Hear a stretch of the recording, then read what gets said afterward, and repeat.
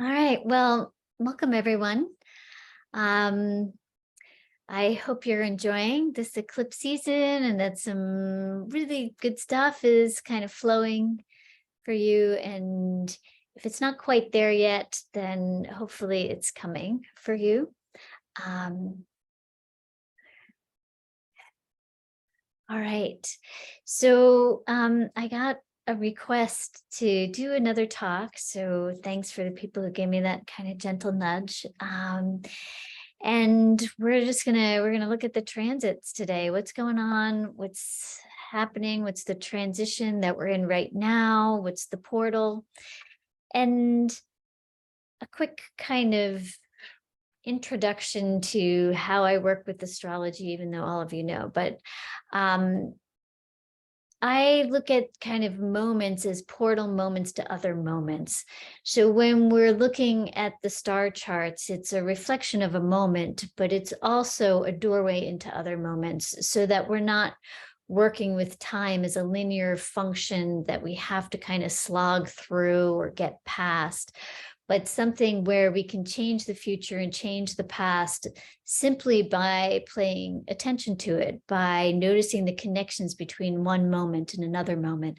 I mean, really, that's what astrology is. We look at our birth chart, which is one moment in time in which we took our first breath, in which we inhaled all of the karmas of what was going on the planet and our soul, and we woke into this body, and working with all the other moments in our life that are one experience after another experience. And certain moments have stronger portals to other moments. So we want to start with this moment that we're in right now. And I'm just going to start right away with pulling up some charts. And we'll just pull up this and share the screen.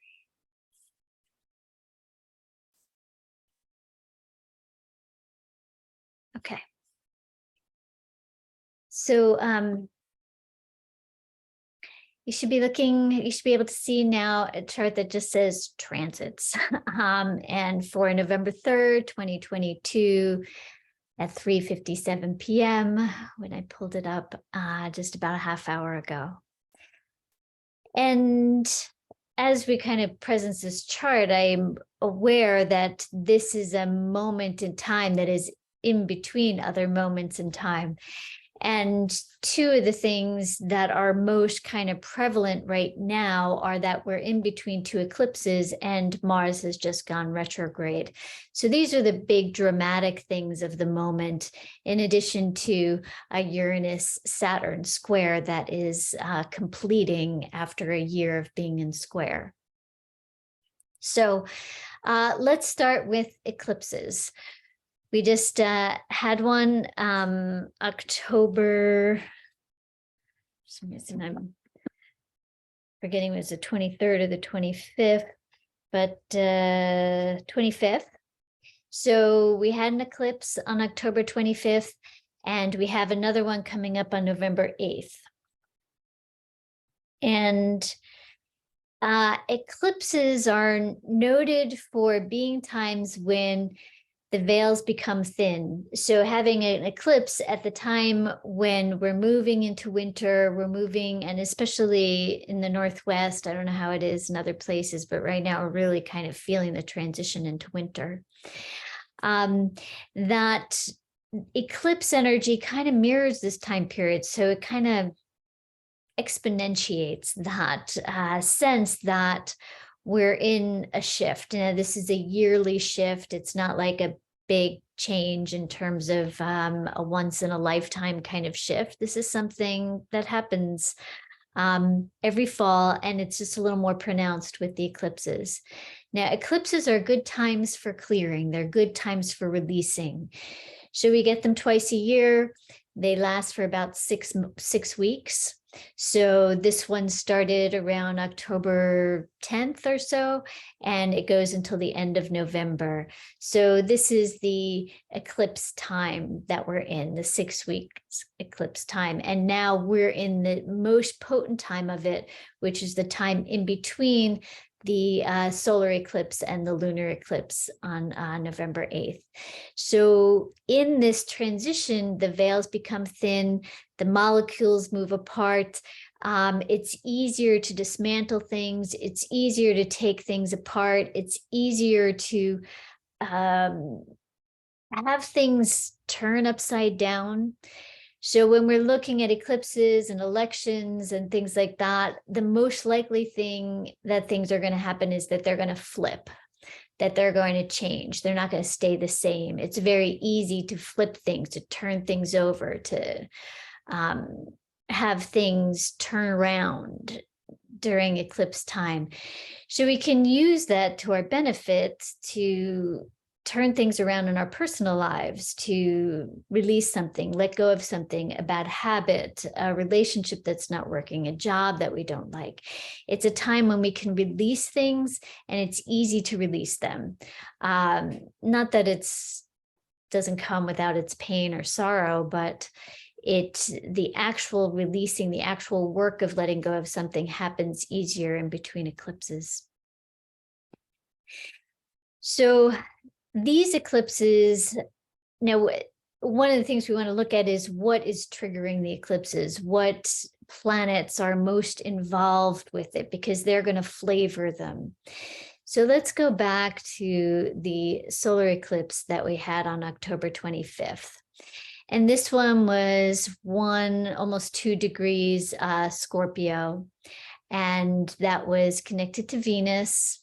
Pretty common. Venus and the sun are usually not that far apart. Mercury is actually not that close. So it's mostly Venus, mostly this activation around love. How do we open to more passion in our lives? It's that Scorpio energy of intensity and purpose and passion and getting down deep into things, getting behind things, looking at the things that are hidden and bringing them into the light. So this eclipse is going to bring things into the light. It's going to bring things out that haven't been exposed before. It's an exposure time. It's usually an emperor has no clothes kind of time period. So that is started. Now, what happened, let's bracket it in a time portal of October 25th until November 8th. And let's look at this eclipse. Now, the lunar eclipse that's coming is quite a bit more dramatic. Now, usually things don't really happen right exactly on the day of the eclipse. So 2-3 days before, 2-3 days after. So I think of anything in those dates or anything even in this time period as being connected somewhat to the eclipses. So you can see this one has Uranus involved, and Uranus is this planet of unexpected change. So eclipses are about flipping things upside down, and the planet Uranus also has that kind of quality of tearing things apart, of the unexpected, of something kind of shaking free. It's the planet of revolutions and rebellions and the act of moving towards greater freedom. So anything that we need to rebel against or push against or move out of the way so that we can be more free is a positive kind of energy for Uranus. Now, revolutions we often think of as violent. They don't have to be. That's not what I'm talking about.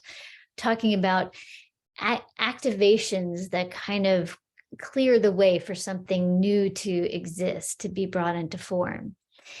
So this is a very tight conjunction of the lunar eclipse to Uranus. And the tighter the conjunction, the more potent it is.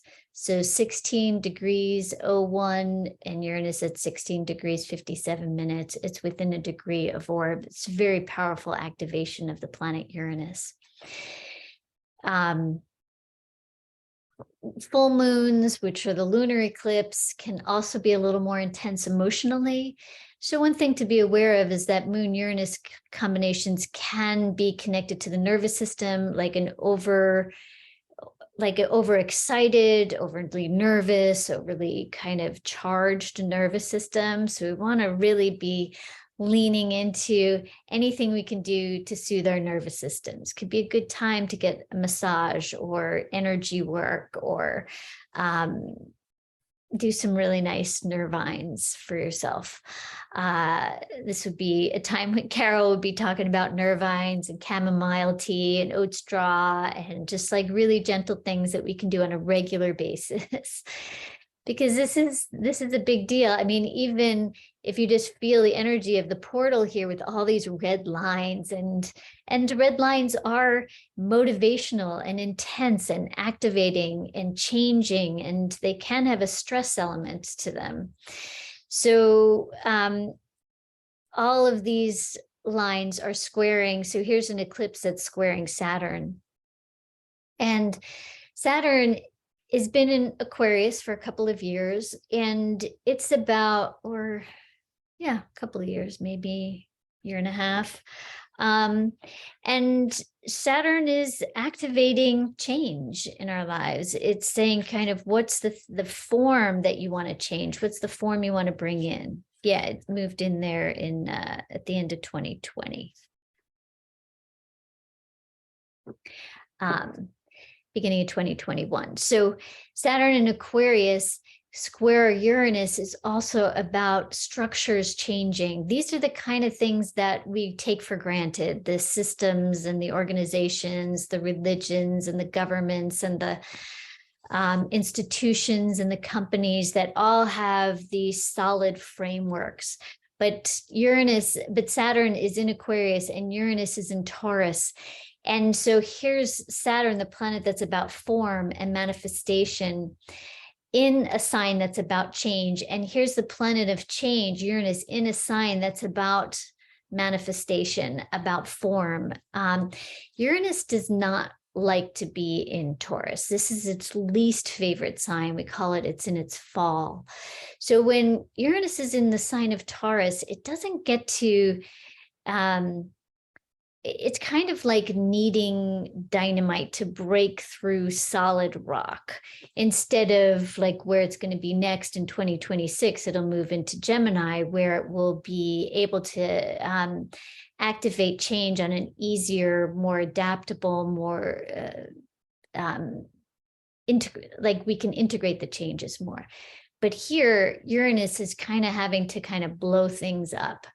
And with anything in Taurus, it takes its time. It's the most like it's the fixed earth sign of density, of groundedness, of protection. It's the roots, it's the deep, deep roots that go deep into the core of the earth. And so Uranus isn't going to keep in Taurus, it doesn't get to activate many, many different little tiny earthquakes. It could be the big earthquake. Now, I'm not sure that this is connected to earthquakes, but it could be. We might see some rumblings during this time period, particularly close to the eclipse. I think it's more likely because it's connected to Saturn, and Saturn isn't necessarily climate or earth changes. Saturn's more the structures that as humans we make happen. It's the buildings we build, it's the organizations, it's the things that we make that are man-made, that are human-made more. It's the constructs, it's the things we make up that we believe in to be true. And Uranus is changing those things. So it's more likely the kind of earthquakes that are going to topple down some organizations, change up some government shifts. And that we'll probably see the Senate or the House flip. That won't really surprise me. It may be that the election gets a little contentious and wild. It'll probably settle down though after the 8th. So after that, after this lunar eclipse, we'll still be in eclipse time for a couple more weeks. So maybe around Thanksgiving time, things feel like they settled down. But it may be some other kind of organization. I think most people are kind of prepared for things to flip right now. So I don't it's usually the unexpected thing, the thing we're not kind of prepared for, the thing we're not braced for, the thing we're not looking at, that kind of shifts right at an eclipse time. All right, so there's this other transition that has just happened in the midst of this lunar eclipse, solar eclipse. Now, eclipses are always portals to other eclipses. So these eclipses take us to a portal to the eclipses that happened in the springtime of this year and the springtime of next year. So if you want to think about what was going on for you in the springtime of this year and what you want to be happening in particularly like April of next year, 2023, then you can link up your intentions for right now with what you want to be happening in April of 2023. And you can do some of the clearing right now for the things that happened in April and May of 2022. But here's Mars. Now, Mars, and let's pull up the Mars retro chart. So it went retrograde on October 30th. I understand this isn't like a popular thing in the rest of the country, but growing up in New Jersey, October 30th was always called Mischief Night. And it was kind of the night where people would go out and TP and egg people's houses and stuff. So, and actually it was kind of very destructive in our neighborhood. There needed to be a lot of release from kind of the suburban, everybody's got to be perfect kind of thing. All the houses, had to be the same. And so there was this kind of big release on Mischief Night. And I think about this Mars energy as being kind of a release valve, particularly for status quo things we're trying to keep up appearances about. Now, Mars, when it's stationed, was at 25 degrees Gemini, and it's still there right now. This is connected to Orion, and Orion's the hunter. And if you remember, or were there, back to early 2020 in the spring, when I gave my first, I think, Zoom talk, we were talking about the Venus retrograde in the spring of 2020. And that Venus retrograde was doing the same dance as the Mars retrograde is happening right now. So again, this is an interesting portal back to the beginning of the pandemic. So this could be the end of the pandemic. It could be that some of the themes of the pandemic kind of resurrect. It could definitely be a closure of it throughout this winter. It could be another kind of activation of it. But thinking about not necessarily the pandemic as a disease or the thing that started it, but the vibration of the intensity of the change that was happening, of us recognizing there was something that we didn't understand, and it was universal throughout the whole world. There was some presence that we called a virus that was entering our sphere that was some profound unknown. And at the time, we were all kind of trying to figure out what it was, and we were tuning into it.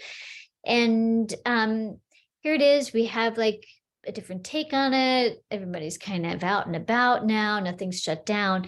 But how now we get to kind of use the Mars retrograde to heal a bit, to heal from the beginning of that, and healing of that through this connection to the constellation of Orion. So Orion is the hunter. Orion is the victim prey. The whole idea that there's an us and a them, the whole separation is of, whole binary thinking. It's very much held in Orion. And also within Orion is the ability to heal that. So when Venus was retrograde in 2020, and let me just check the degrees of that so I can make sure I'm correct.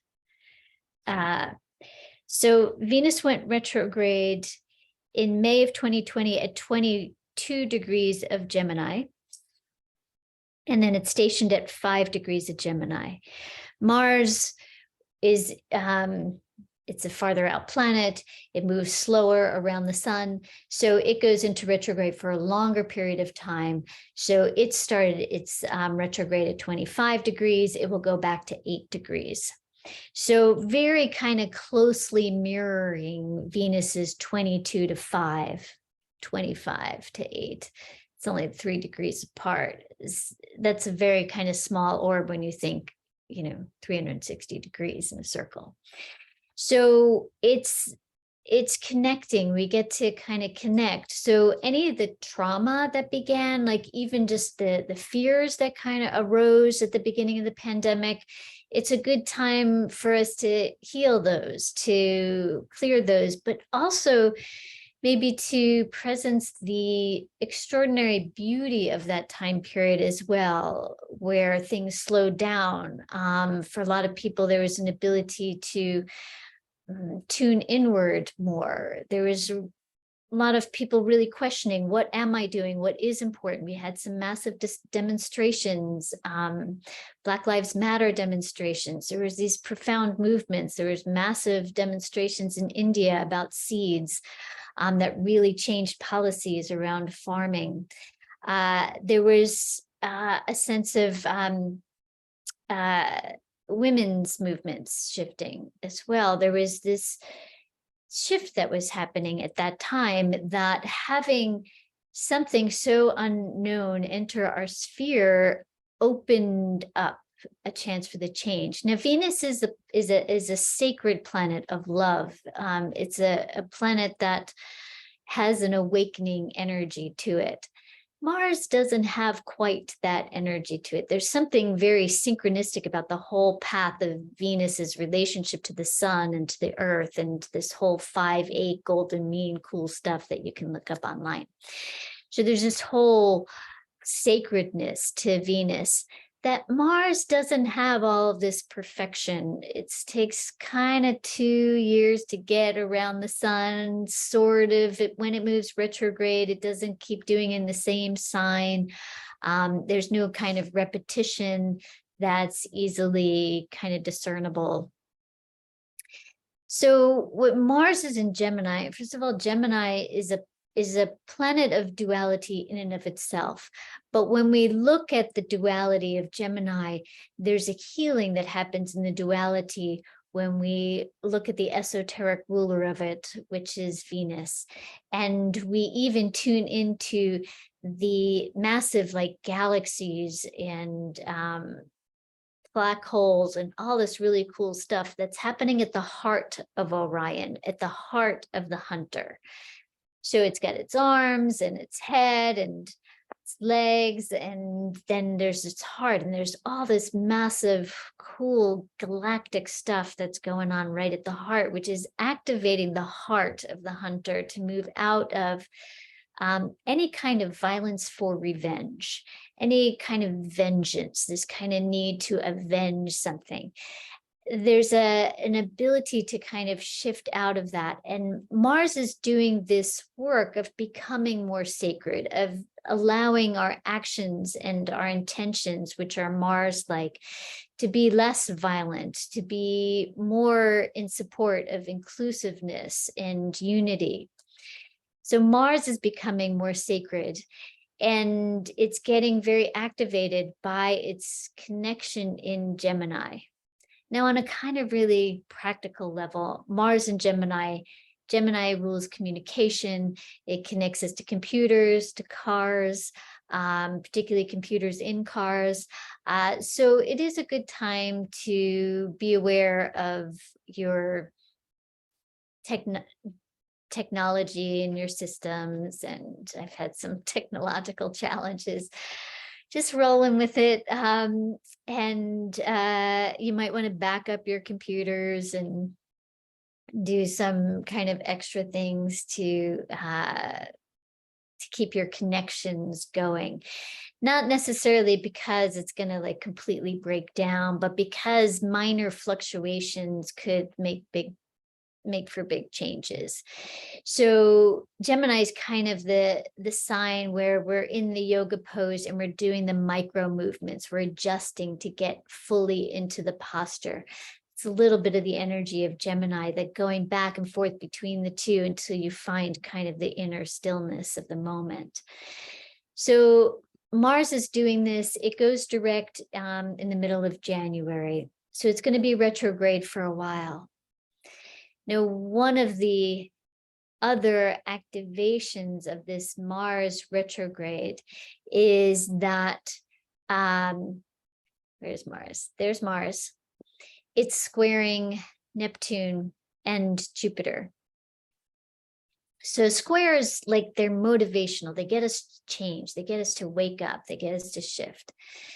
So Mars and Neptune have a particularly strong connection to each other in terms of activating. Now, I think in one of my past talks, I've talked about sacred planets and non-sacred planets, and I just mentioned that around Venus and Mars. So sacred planets are planets where the star in the center of the planet has shifted to bring in a certain vibration that emanates all the way to the core, all the way to the outer reaches, all the way through the stratosphere, the atmosphere, all the way out from that planet. And it's a vibration that brings in inclusiveness. It brings in this, we're all connected. So any beings, any life forms or non-life forms, I think we'll move into really not seeing particularly the difference. The rocks have life forms.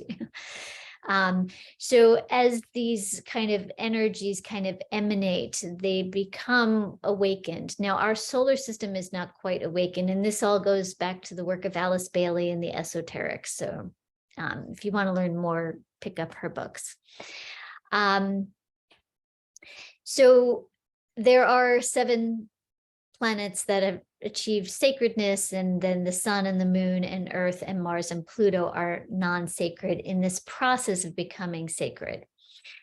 And Mars, as a planet that is not sacred, is awakened and supported in its becoming sacredness, particularly by the planet Neptune.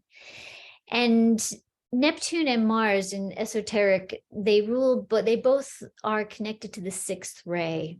And the 6th ray is an energy state, a state of movement of energy, like a ray, like a vector, like they talk in physics, a ray, like the energy moves. And the 6th ray is one that particularly activates devotion. It particularly acts kind of religious fervor. It initiates people into a spiritual path. Now, Neptune, being a sacred planet, is all about inclusion and spirituality. We tune into Neptune and we have deep dreams, and we find our inner sacredness. We find our spiritual paths with Neptune. Mars, not so much. Mars is that kind of active, I'm going to fight for everything I get because the world is out to get me, and there's no equality here, and there's no fairness, and I have a force in me that thinks I need to achieve or need to force my way through the world. That's a little bit of the energy of Mars. So when they're squaring each other, here's Neptune. Now, Neptune's in its own sign that it loves, Pisces. So Neptune is vibrationally strong in its own sign. So it's got a particularly powerful force. And I look at this drama of Mars and Neptune and the whole Mars retrograde as if something has to change in terms of how we think about our spiritual paths, our religious paths, this kind of underground movements where people are vigilantes, or they're doing things out of this righteousness that, but they're doing violent things that are based on kind of false ideas of separation, prejudice, fear. So Mars went up to 25 degrees Gemini, which is very close to the opposite the galactic center, which is this huge source of light. So right now it's like tapping into the light. It's helping us activate the light within us. And then it just says, no, I have more work to do with Neptune. I have to get more of the energy of Neptune. I have to kind of activate this ray so that we can really transform this vigilante kind of crusader kind of energy. So the sixth ray has been particularly strong for the last 2,000 years, the Piscean age, which is connected to Neptune and is connected to the sixth ray. We're moving into the seventh ray, which is Uranus's ray. It's the activation. It's Uranus, where we all work together and we're working towards more inclusivity, and we are sharing the workload, and we're collaborating, and we're doing ritual and magic together, not being overly devoted to a person or to an ideal. So Mars is kind of going backwards. Now, as it does its journey, it will be exactly square Neptune in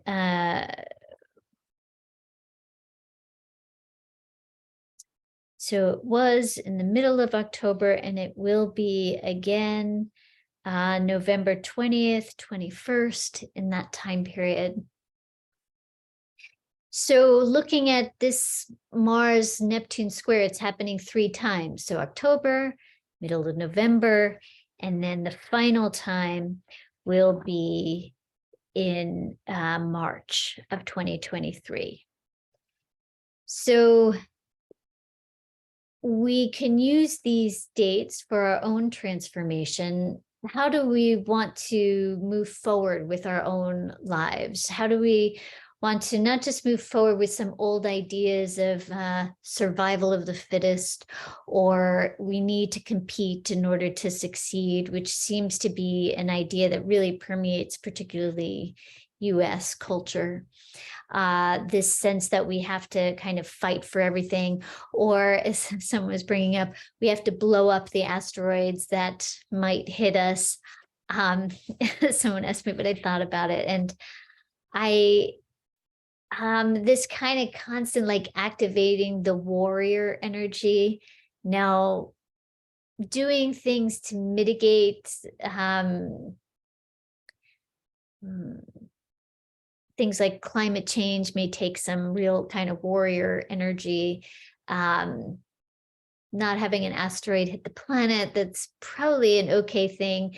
I think there's a general kind of way that we're looking at space and domination and polluting space with all these satellites, and that isn't particularly good for us. That's part of that Mars energy. So we might see some after effects of it, but in terms of it's a small asteroid, we hit it in a different course, I don't think it's that kind of big a deal for us, but I could be wrong. I'll keep sitting with it. So back to Mars and Neptune. As Mars and Neptune, as they continue this square, it's happening also as Neptune is towards the end of Pisces. So this is an activation portal for the beginning of 2026 at the same time. And I would consider this whole time period, the whole winter time period until about March, as part of this work that we're doing. So we might find that the elections or things at this moment in time don't seem like they're getting better yet. They might seem like there's more violence or more craziness or more instability as we go through this winter. But at the same time, there's this other undercurrent that's happening where these movements are coalescing, and these and these movements aren't necessarily the kind of movements that we've seen in the past, where there's this leader like Gandhi or Martin Luther King Jr. or Harvey Milk, or, somebody who's got this real passionate voice behind them. But these are movements where they're really like not leader led, not led by a leader, not led by charisma, not led by someone with a big loud voice and a big loud microphone.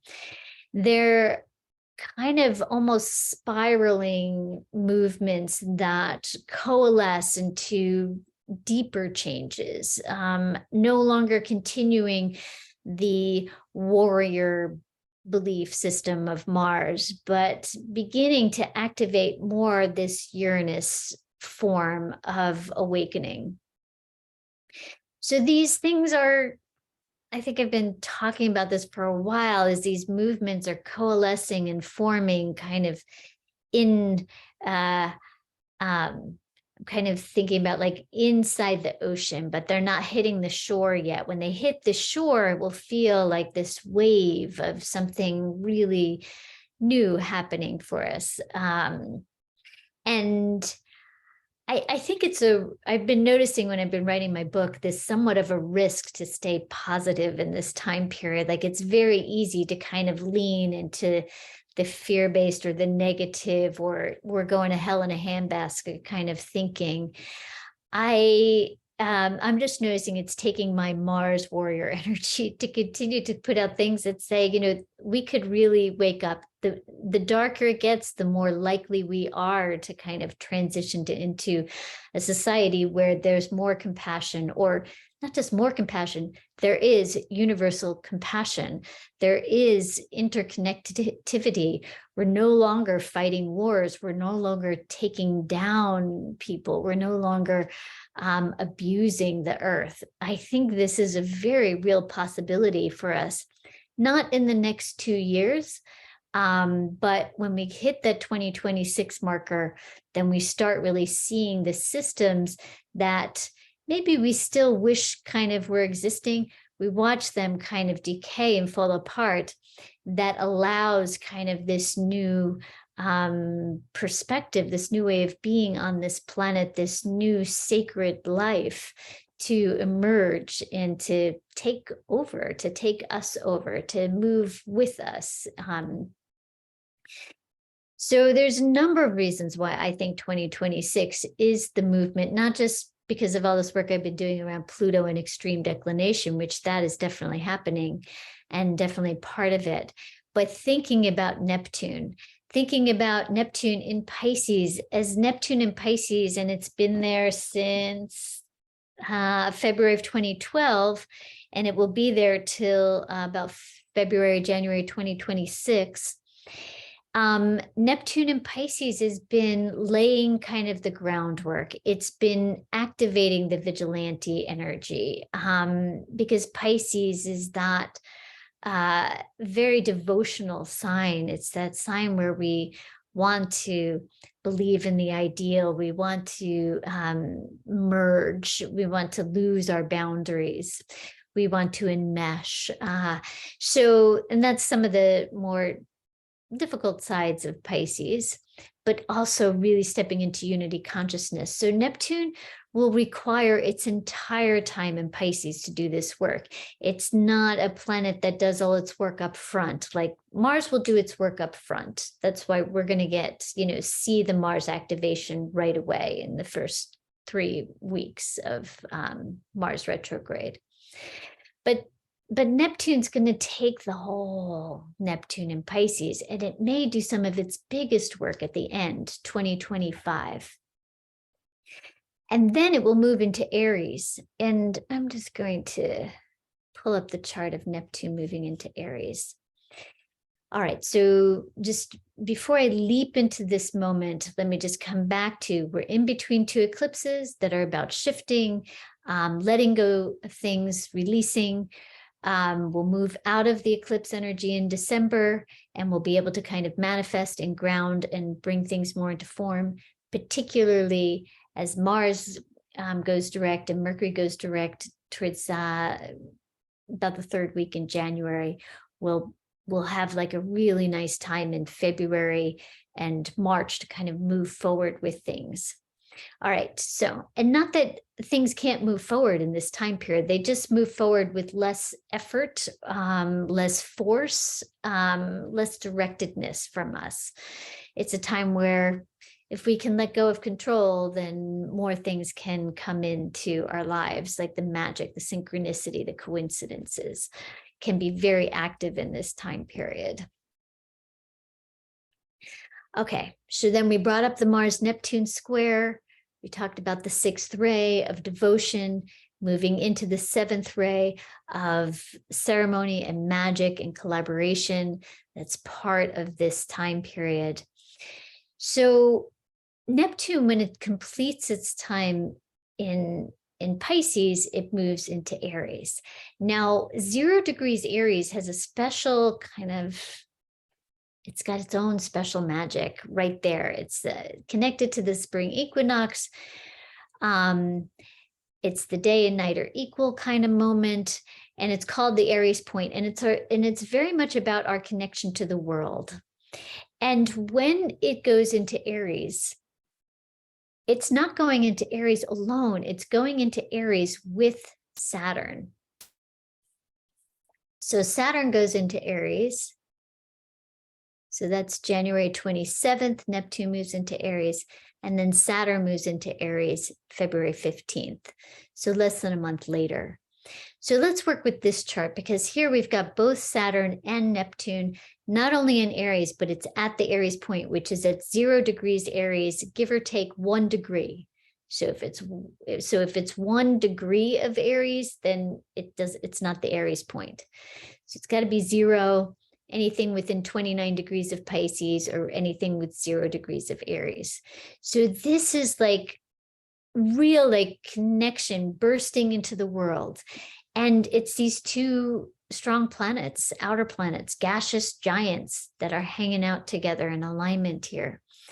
And Saturn and 0 degrees Aries is also the beginning, the birth. It's the very first degree. There's something that wants to completely change, something that wants to be born at that moment, to have those two planets exactly there at the same time. Not to mention that here's Uranus is at 27 degrees Taurus. It moves into Gemini just a few months later, in April of 2026. So right now, when we're sitting with the planets, we've got Pluto in Capricorn, Earth sign. We have Uranus in Taurus, Earth sign. We have Neptune in Pisces, water sign. Saturn's in an air sign, but it will be in a water sign soon. It will move into Pisces coming up here in March. We have, and then Jupiter changes signs every year, so not so significant. So these outer planets are all right now in water and earth. These are elements that are grounding. They have some solidity to them. They're the water elements, the emotions, the feeling life, and the earth element is the physicality of this world. We have a body. Some reason we chose that. We chose to be on this planet, to be in this physical configuration. That's kind of the earth element. We're going to move into all of the outer planets being in air and fire in 2026. And so Uranus is going to get to just kind of do whatever she wants out there in the Gemini. And Neptune's going to be active in Aries, and Saturn in Aries, and Pluto moves into Aquarius. Now, Pluto moves into Aquarius a little bit sooner. Pluto moves into Aquarius in November of 2024. So we'll see that Pluto kind of starts the air fire energy, and that can be much change happening much much easier. So right now we can feel like, oh man, the same thing keeps happening. Do we have to keep dealing with this kind of contentiousness, this autocratic? I mean, we have some leaders, like, how long have these people been in charge? I mean, Biden has been in power for many, I don't know, I don't know, 40 years has he been, part of the interconnectedness of it. Trump has certainly been there for a long time. Mitch McConnell is in his 80s, Pelosi's in her 80s. We have Putin, who's been in charge for decades, Netanyahu, who's about to maybe become more empowered, who's been there for decades. We have these like leaders who've been hanging on, and they may hang on for another 2 years until this time. They'll be gone then. This is like all new energy. This is fire, air, quick changes, easy to kind of shift the status quo, easy to kind of have new organizations formed, easy to spark things, easy to have movements, easy to get out in the streets. Right now, there's a feeling like we have to be cautious. Capricorn's very cautious. We need to take care of ourselves. We need to take it, the whole pandemic, like let's pull back, let's pull in, let's lock down, let's brace ourselves. That's very kind of earth water element. This time period, big shift. So as we come back, even the nodes are in air and fire. Oh wait, that's let me go back to this. Nodes are water, but they change every year and a half too. So they'll be shifting. In fact, they'll be moving towards Aquarius, and we'll have like eclipses more in the winter, summer time period as this node moves into Aquarius. Let's actually look at, is it back? Sorry. Is it back? Not quite. So it'll be more like 2027 that will be in Aquarius. Anyway, I feel like I want to go to this chart again. So we're aware of these big changes where change will be much easier to activate, particularly the kinds of changes we want to see happen, where there's more consciousness, more caring that happens when we get to 2026. So coming back to this time period, we're a little bit like in the birth canal. We're having contractions. We're not quite born yet. We're in that kind of painful kind of moment where we have pain, and then we have a little bit of break, and then we have pain, and then we have a little bit of break. So this Mars retrograde is a portal time, and it's a portal to 2026, but it's mostly a portal that's activating the Neptune in Pisces time period that started in 2012. So between 2012, and if you remember back to 2012, there was all this talk about the Mayan calendar and the galactic alignments, and there was Obama, and we were just in a different time way back then. That Neptune has been doing its work throughout this time period and ends in 2026. So this time period is activating the work that Neptune is wanting. It's the it's the changes that need to happen within this time. All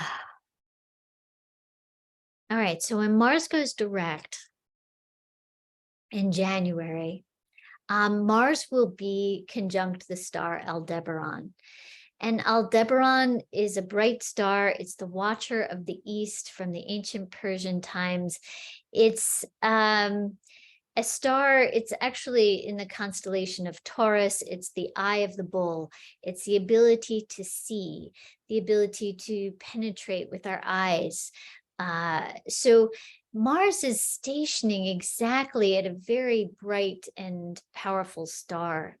So I want to acknowledge that Mars is going to be at a beautiful place. It's no longer kind of activating the energy of Orion the warrior, but it's sitting with Aldebaran and the power of sight.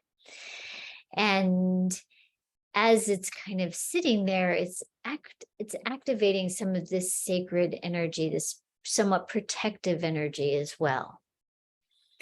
It's no accident in a way that at this moment in time, when it's so easy to, I want to say, when it's easier to fall into ruin at this time period, it's easier to be affected so easily by the shifts that are happening. That Mars here is activating a vision, it's activating sight, it's activating our ability to see where we're headed. So we may not feel connected to that until we get to January.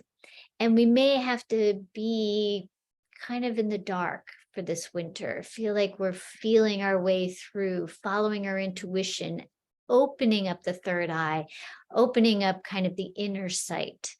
And that really comes to this heightened moment when we get to the middle of January and we can see our way forward. And in particularly see our way through the next 2 years. It'll be hard to see past 2026 at this moment because we're still in all the earth, water, element energy. But here's Mars, it's activating that Gemini energy. It's activating the place where Uranus is moving towards. We may have some inner sight, some inner kind of sense of where we're headed. The fear energy that's getting activated by the eclipse connected to Uranus during this time period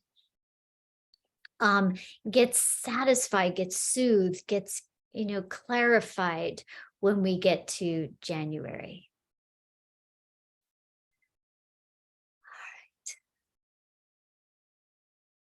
All right, so I'm just going to take a moment, a little pause. I'm going to stop the recording.